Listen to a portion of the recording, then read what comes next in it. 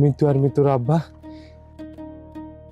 মিতু, তাসিরের সাথে আমি তোর বিয়ে ঠিক করেছি।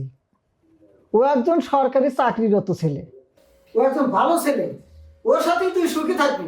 দেখো বাবা, এতদিন তুমি আমাকে ব্ল্যাকমেইল করে তাহসিন স্যারের সাথে মেলামেশা করতে বাধ্য করছো, কিন্তু আম্মা, আমার যদি বিয়ে করতেই হয় আমি আরিয়ান স্যারকে করব, আর তা যদি আমি না পারি তাহলে আমি নিজেকে শেষ করে দিব।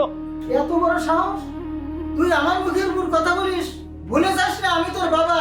তো তুমি আমার বাবা হইছো তো কি হইছে? আমার কি নিজের কোনো ইচ্ছা থাকতে পারে না? আমার কোনো স্বাধীনতা থাকতে পারে না? তোর অনেক সাহস বাড়ছে, তোর কোনো কথাই আমি শুনবো না।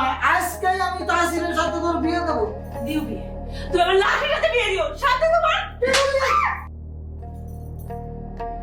মিতু, এ মিতু, এ মিতু, মিতু, মিতু,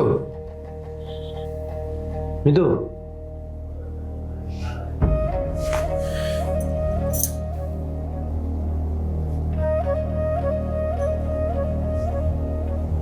চাচা, মিঠু তো আর নাই।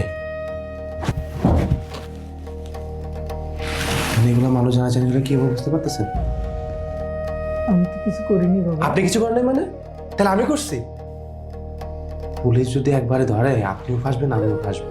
বাবা, তাহলে এখন আমি কি করব? এক কাজ করেন,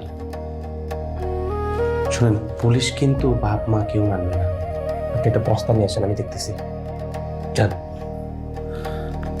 যান যান, পুলিশ আসলে 302 ধারায় আপনিও মারা খাবেন, আমিও মারা খাবো। যান।